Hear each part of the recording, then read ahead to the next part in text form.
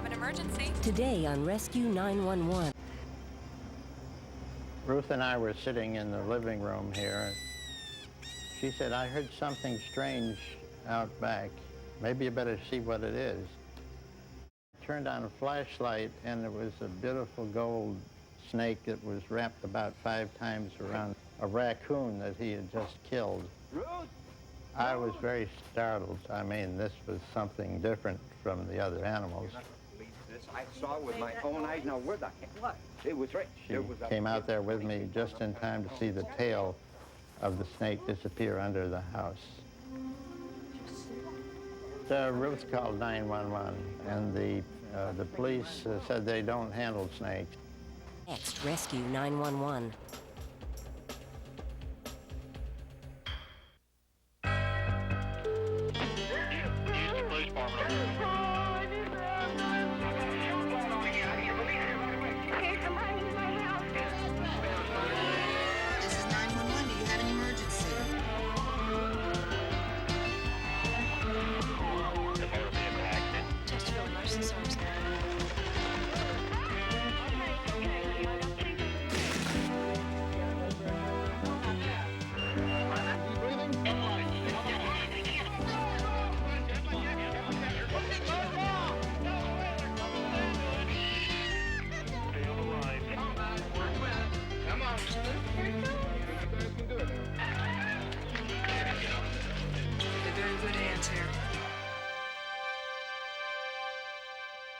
The backyard of Ruth and David Spaulding's Fort Lauderdale home borders a 180-acre state park.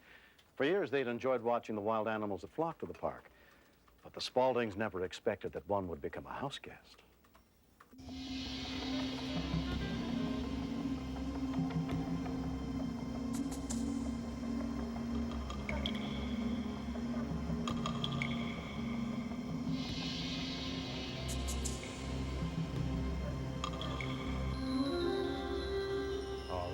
Look, he's carrying it. He picks him up in his front paws, and that's why we find a lot of mammals down there that we can't. Don't worry about it. They don't eat much. We're kind of allowed to come on. Come on, let's go back. Read paper and worry about something else. Ruth and I were sitting in the living room here. She said, I heard something strange out back. Maybe you better see what it is. This was at 10:30 at night, and it was very, very dark. So I turned on a flashlight, and it was a beautiful gold snake that was wrapped about 5 times around a raccoon that he had just killed. I was very startled. I mean, this was something different from the other animals. This I saw with my own eyes. Now, where the heck? What? It was right. She came out there with me just in time to see the tail of the snake disappear under the house. Ruth called 911, and the police said they don't handle snakes. The Spauldings had no idea how big the problem was, but fearing it could be dangerous, they warned their nearest neighbors. The neighbors next door, the Spauldings, had called us and warned us that they had spotted a snake in their backyard the night before. They said they saw a huge snake eating a 30-pound raccoon. We automatically feared for our children. We had a child that's smaller than what that snake was eating. Not only small children were at risk. She said, we have some news for you. And I said, what kind of? She said, there's a snake in the backyard, in our backyard. I went with Kelly out in the back. Every time he had to go out, I put him on a lead, and I took him out in the backyard. I didn't want the snake to get my dog. Until they could find someone to help them with their unwanted house guest, the Spauldings built an elaborate trap designed to keep the snake contained under the house. We felt that he couldn't bother anyone else, but we did find one warning that he had broken out through it at a different point and was probably into the park after raccoons.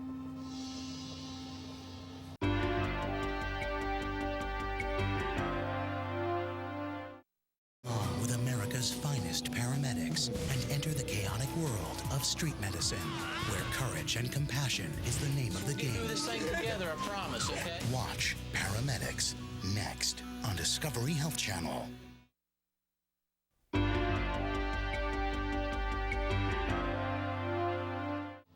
I walked into the park office and there was a message there for me that read more or less, have you seen any large snakes at the north end of the park? I more or less took it, you know, with a grain of salt, you know, yes, maybe, maybe not. We have snakes all over the park. Large snakes, what's large? As time went on, they did show us. When we saw the snakeskin, that made us believers. We got the name Todd Hardwick from the Science Museum, and we did wonder about the name. Pesky critters. We're nuisance wildlife trappers when animals, primarily in an urban situation, get into a conflict with the homeowners. I'm hired to go out and solve the conflict, and it's our policy here to always solve the conflict by taking the animal alive and relocating it to a better environment. We handle everything from buffalo all the way down to possums, bobcats, and everything else. We don't do dogs and cats, but that's about the only thing we wouldn't do. Todd went to the Spaulding's house to see if this was just another big snake story with Tom McClellan, an expert in snakes. We went out the backyard and we saw a trap. It was set up to catch the snake. It was humorous.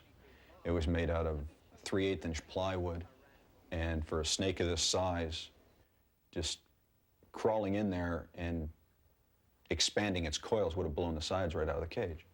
The size of the scales in the middle of the back gave me an idea. It was definitely in excess of 18 feet, and by the pattern that was on it, I knew it was a reticulated python. And I told this to Todd, and he said, well, you know, what are reticulated pythons like? And I said, they're usually nasty. My heart began to race, and I began to have many, many thoughts racing through my mind as to what was going to unfold that day and in the following days. It's a fairly active tunnel under here. Yeah, what's it look like? Well, it's really smooth. Looks like she's been coming through here on a very regular basis. It was a small chamber, and there was another hole going under another floor joist into another area. So rather than waste time digging into this area when we just have to dig into another one, we examined some blueprints of the house that the Spauldings happened to have and decided that around the corner was the best place to dig because it would put us in the largest chamber underneath the house and give us access to all the other individual areas. Okay, I'm gonna go ahead down in and see what I can see. Take it easy. I was aware of the size of the snake. Not many people were. To have two people go under the house and get in that enclosed area with a huge snake seemed to me to be a very unwise thing to do. Our plan at that point was to go under the house, assess the situation, determine where the snake might be, but not confront it. Wow. We had no idea what was going on under there. We were very concerned and felt that we were responsible having let these fellows go under. Look at this hole over here, Tom. Looks like he comes out and heads in your direction. Got a fresh hole right next to me. I tell you what, There's a musk that snakes give off, a scent, and it was very strong. You could smell the snake in the hole. I think we should leave for today now that we know where she is, because we're not going to be able to handle this by ourselves.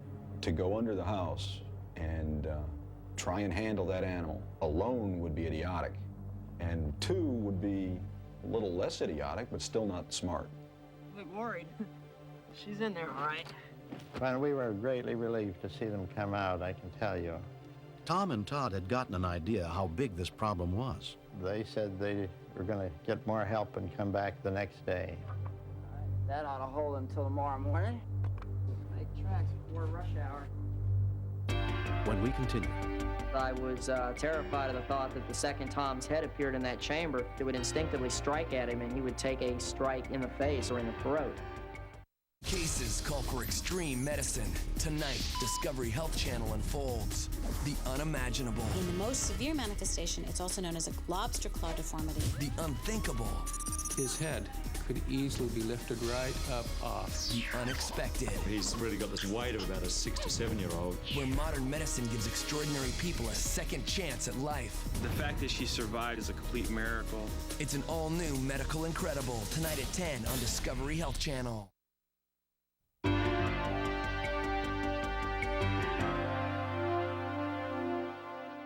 The The day after their scout trip, Todd and Tom returned with reinforcements. Snake hunters Joe Wazalewski and Felix Velez. Of course you were afraid. I'd be lying if I said I wasn't. But fear is part of it. Fear is part of it. We like adrenaline, we like excitement, something different. Coming in. Let's get some of the equipment. Since we clearly did not know what would happen, we wanted to be prepared for everything. So we had an excessive amount of equipment. Hey, you guys move a little bit. Here I come. You guys see anything yet? All right, Joe. That was the worst part of the whole day. Getting in that little hole. There you go. Being in little closed places drive me crazy. I just felt this whole house collapsing in on me. We approached the hole where we thought the snake was, and at that point we decided that we should take rocks and block off all these other holes of escape. And also at that point, Tom and Felix began to enlarge the snake's entry into the second chamber. Well, what do you think, Tom? Big enough? You gonna hit it? I had a lot of really terrible thoughts. I was terrified of the thought that the second Tom's head appeared in that chamber, that if the snake were laying close, it would instinctively strike at him and he would take a strike in the face or in the throat.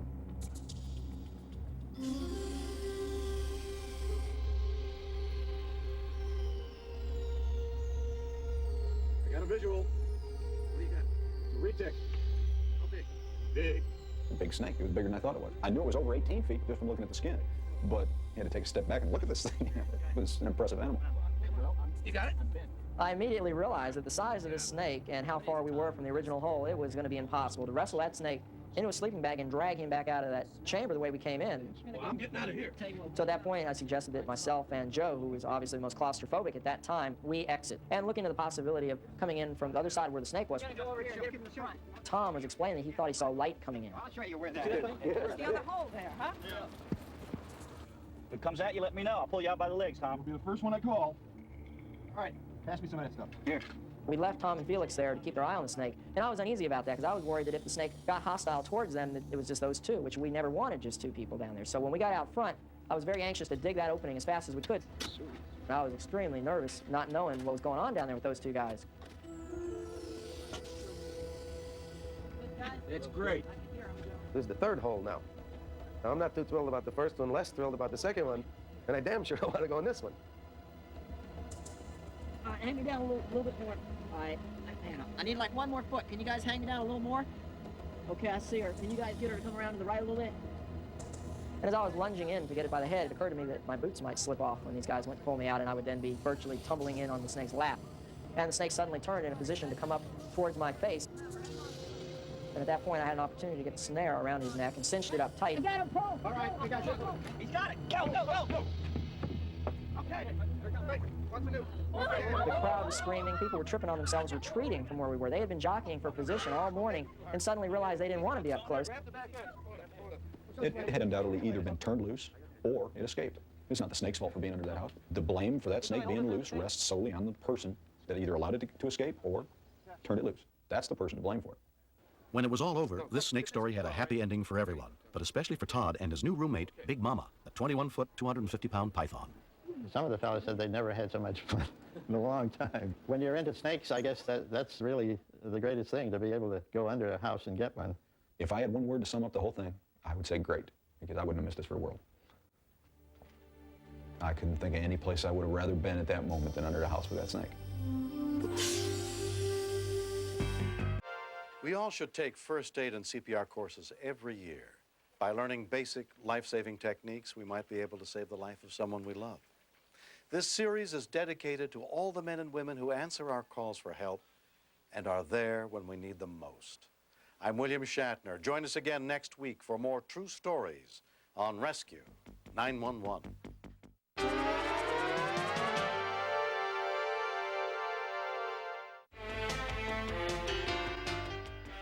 Next, step inside the command center where the calls for help are answered and meet the real-life heroes who save lives. Stay tuned for another episode of Rescue 911, next on Discovery Health Channel. Real life, medicine, miracles.